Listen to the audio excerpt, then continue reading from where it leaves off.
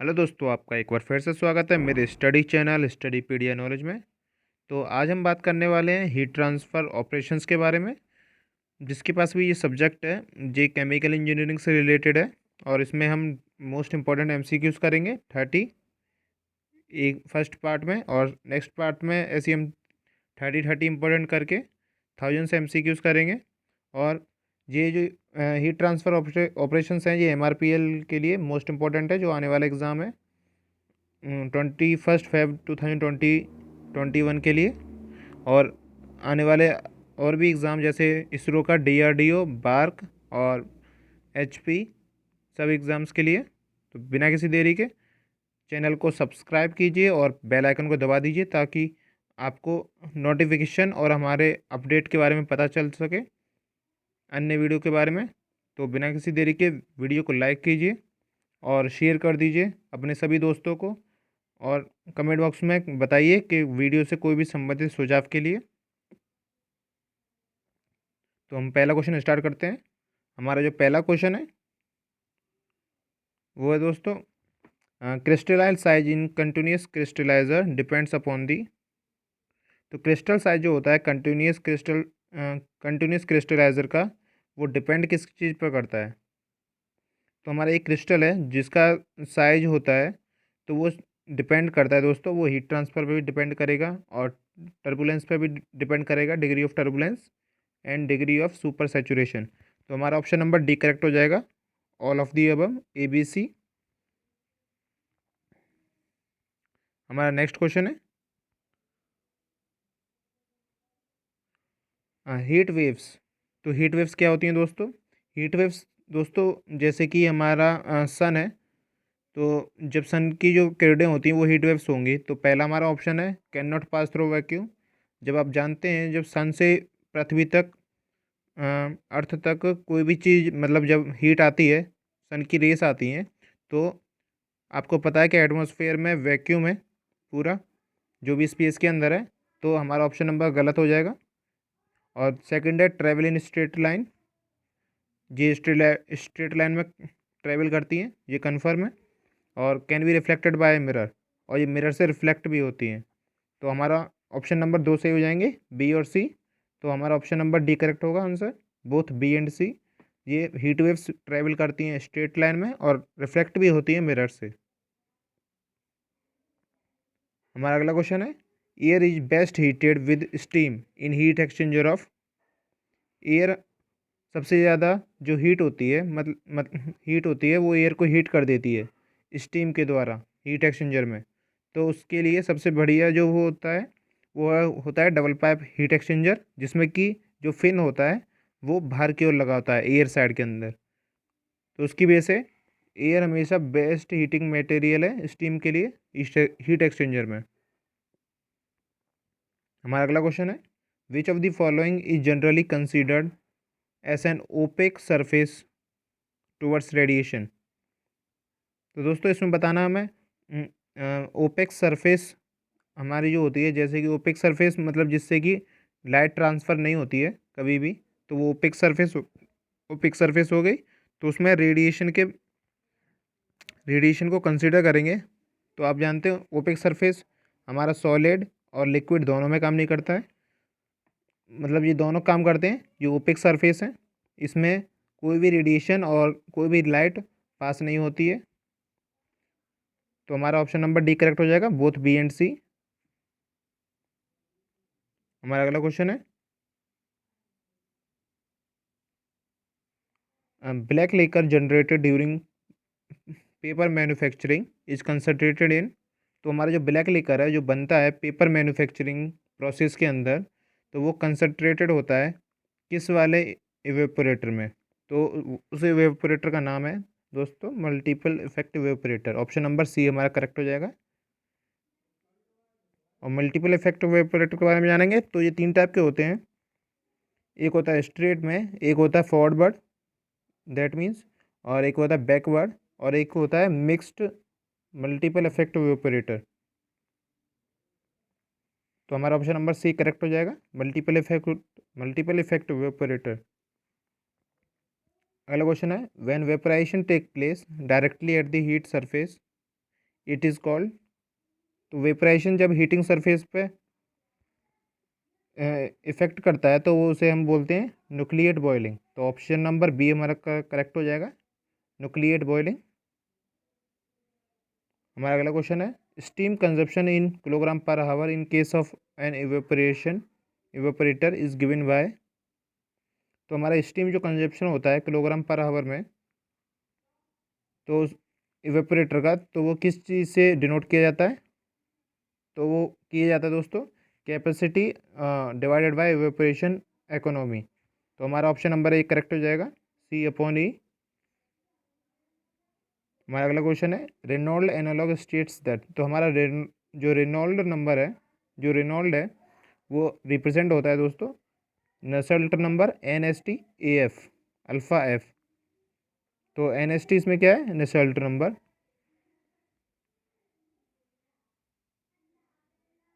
हमारा अगला क्वेश्चन है with increase in temperature the thermal conductivity of non metallic amorphous solid are.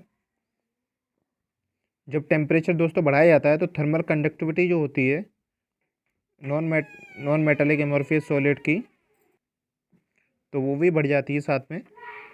तो हमारा ऑप्शन नंबर बी करेक्ट हो जाएगा, इंक्रीज। तो ऑप्शन नंबर बी हमारा करेक्ट हो जाएगा, इंक्रीज हो जाएगा, क्योंकि थर्मल कंडक्टिविटी जैसे कि जब हीट बढ़ती है नॉन मेटेलिक एमोर्फियस सॉलिड में, तो उस टेम्परेचर के साथ भी ये भी बढ़ेगी। तो ऑप्शन नंबर बी हमारा करेक्ट है, इंक्रीज। हमारा अगला क्वेश्चन है Fourier's law applies to the heat transfer by. तो दोस्तों फोरियर्स लॉ जो होता है वो किस हीट ट्रांसफ़र का फॉर्मूला है? तो हमारे पास ऑप्शन है कंडक्शन, रेडिएशन और कन्वेक्शन। तो हमारे इन तीनों ऑप्शन में से आपने जब पढ़ा होगा तो कंडेंशन चैप्टर के अंदर फोरियर्स लॉ अप्लाई होता है। तो हमारा ऑप्शन नंबर सी करेक्ट हो जाएगा, कंडेंशन।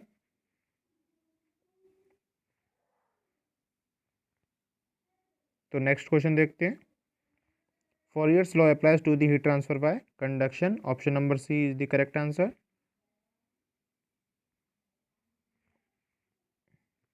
और चैनल को सब्सक्राइब कीजिए अब मोर अपडेट्स के लिए। ये हमारा क्वेश्चन है with increase in porosity the thermal conductivity of an solid state. जब पोरोसिटी बढ़ जाती है थर्मल कंडक्टिविटी सॉलिड के अंदर, दैट मीन्स सॉलिड है, कोई सॉलिड सब्सटेंस है जिसमें कि थर्मल कंडक्टिविटी हो रही है, अगर उसमें हम पोरोसिटी बढ़ाएंगे तो वो क्या उसमें मतलब क्या होगा?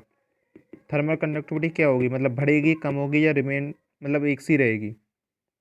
तो दोस्तों वो डिक्रीज़ हो जाएगी, ऑप्शन नंबर बी। क्योंकि पोरोसिटी का मतलब होता है दोस्तों छिद्रता। तो जिसमें कि जैसे कि कोई सब्सटेंस है जिसमें कि हमने छेद कर दिए, अगर छेद करेंगे तो इसमें थर्मल कंडक्टिविटी कम हो जाएगी, क्योंकि हीट ट्रांसफ़र के लिए उसका सरफेस एरिया कम हो जाएगा।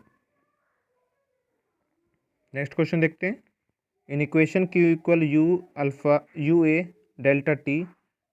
तो डेल्टा टी क्या है दोस्तों? तो डेल्टा टी है टेम्परेचर डिफरेंस। तो हमारा ऑप्शन नंबर सी करेक्ट हो जाएगा, logarithmic mean temperature difference, log mean temperature difference. तो हमारा आंसर नंबर सी करेक्ट होगा। और ये जो है इक्वेशन है ये हीट ट्रांसफ़र की है, ये क्यू क्यू रिलेट करता है हमारा एनर्जी से। वीडियो पसंद आया हो तो लाइक कीजिए और अभी शेयर कर दीजिए अपने कभी 10 दोस्तों को, ताकि वो भी इस वीडियो से आप उनकी मदद कर सको। और वीडियो से कोई भी संबंधित सुझाव के लिए कमेंट बॉक्स में बताइए। और चैनल को अभी सब्सक्राइब कीजिए अपडेट्स के लिए, और बेल आइकन को ज़रूर दबा दीजिए। अब नेक्स्ट क्वेश्चन है shell side pressure drop in shell and tube heat exchanger does not depend upon the. तो जो हमारा शेल साइड होता है, शेल साइड प्रेशर ड्रॉप होता है shell and tube heat exchanger का, तो वो डिपेंड किस चीज़ पर नहीं करता है? तो हमारा ऑप्शन देखते हैं baffle spacing and shell diameter. तो बेफल्स से दोस्तों हमें पता है कि बेफल्स हमारे फ्लो के लिए ज़रूरी होते हैं। तो हमारा ऑप्शन नंबर ए इसमें मैच नहीं करेगा, क्योंकि हमें बताना है कि डिपेंड क्या नहीं करता है। तो हमारा ऑप्शन नंबर ए करेक्ट है, ट्यूब डायमीटर ये भी डिपेंड करता है। और viscosity, density and mass velocity of shell side fluid, तो ये भी डिपेंड करता है। तो हमारा ऑप्शन नंबर डी करेक्ट हो जाएगा, नन ऑफ दिस। तो इनमें से कोई भी चीज़ नहीं है जो डिपेंड नहीं करती है, ये तीनों चीज़ डिपेंड करती हैं। हमारा अगला क्वेश्चन है, in Joule's experiment an insulated container containing 20 kg of water initially at 25 degrees Celsius. It is stirred by an agitator which is made to turn by a slowly falling body weighing 40 kg through a heat of 4 meter. The process is repeated 500 times. The acceleration due to gravity is 9.8 meter per second square, and neglecting the heat capacity of agitator, the temperature of water is what degree Celsius. तो हमें joules experiment बताना है जिसमें कि 20 kilogram water लिया है, जिसका 20 kilogram जो वाटर है उसका टेम्परेचर जो स्टार्टिंग में है वो 25 डिग्री सेल्सियस है। अगर उसे हम घुमाएंगे एगिटेटर से तो उसकी जो बॉडी का slowly body fall 40 kilogram height up to 4 metre, और उसे हम गिराएंगे ऊपर से तो उसका वेट जो हो जाता है वो 40 kg हो जाता है 4 मीटर की ऊंचाई से। तो जो प्रोसेस है ये 500 बार करा जाता है। तो उसमें एक्सेलरेशन ड्यू टू ग्रेविटी जो हमारी पड़ रही है जो 9.8 मीटर पर सेकंड स्क्वायर की है, तो उसका टेम्परेचर वाटर का क्या हो जाएगा। सिंपल सी बात है, जैसे कि हमारा ये वाटर है, वाटर किसी भी बकेट में है तो ये 20 kg का है जिसमें कि 25 डिग्री सेल्सियस है उसका टेम्परेचर। उसे अगर हम 500 बार 4 मीटर की ऊंचाई से बार बार गिरेंगे तो उसका जो टेम्परेचर होगा, 500 बार गिरना है तो उसका टेम्परेचर होगा थोड़ा सा बढ़ जाएगा, तो वो जो टेम्परेचर होगा वो होगा 34.4 डिग्री सेल्सियस। हमारा अगला क्वेश्चन है, इन case of vertical tube evaporator with increase in liquor level the overall heat transfer coefficient is. जो हमारा वर्टिकल ट्यूब इवेपोरेटर होता है तो जब लिकर लेवल जब बढ़ जाएगा तो उसमें हीट ट्रांसफ़र भी दोस्तों कम हो जाता है, क्योंकि जब उसमें पावर उतनी ही जा रही है और उसमें लिकर हम बढ़ते जा रहे हैं तो उसका जो हीट ट्रांसफ़र है वो कम हो जाता है। तो ऑप्शन नंबर बी हमारा करेक्ट हो जाता है। हमारा नेक्स्ट क्वेश्चन देखेंगे अब,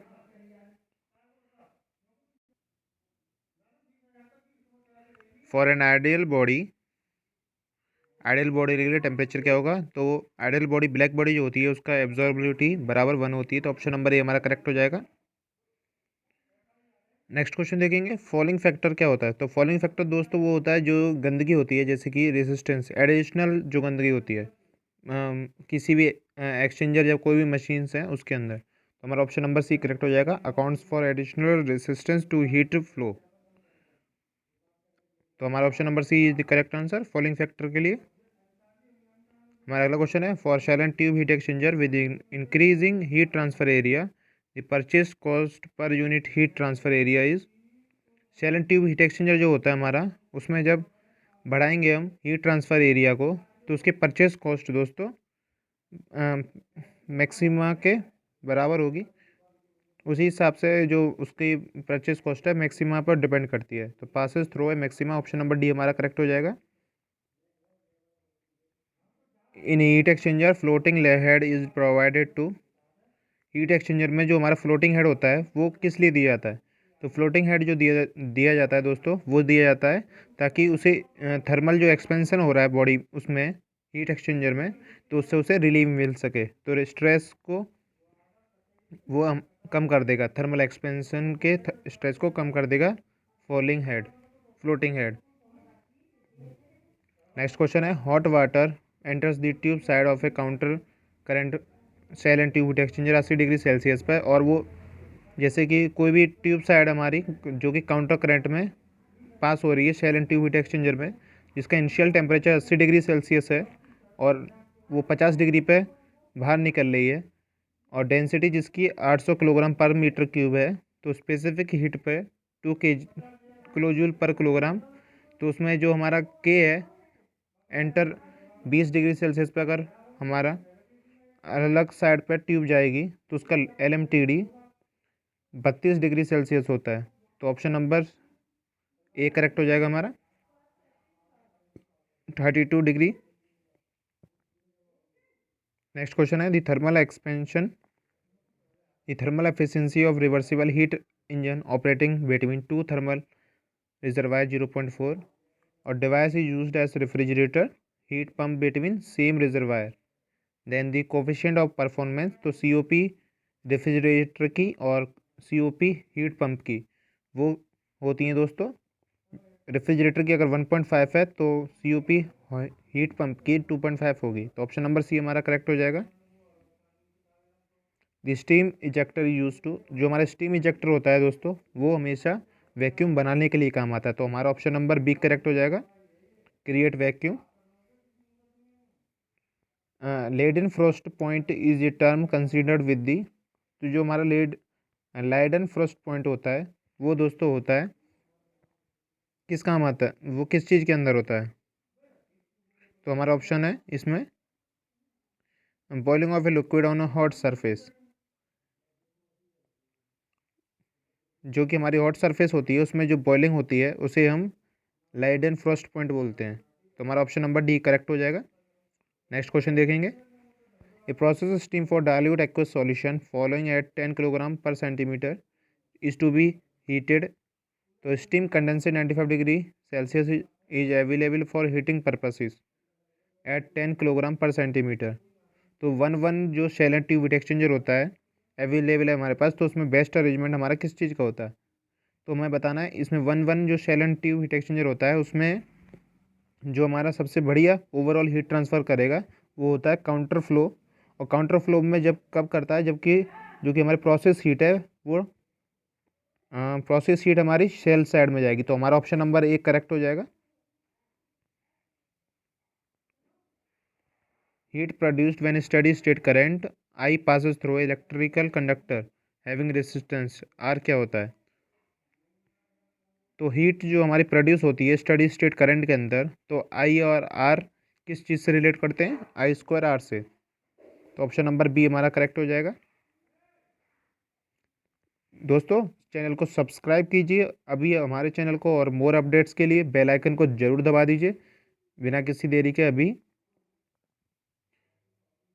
और वीडियो को लाइक कीजिए अभी और शेयर कर दीजिए अपने 10 दोस्तों को, ताकि वो भी इस वीडियो से मदद ले सकें अपने एग्ज़ाम्स में। और वीडियो से कोई भी संबंधित सुझाव के लिए कमेंट बॉक्स में हमें बताइए और share and support us guys. Thank you. और चैनल को सब्सक्राइब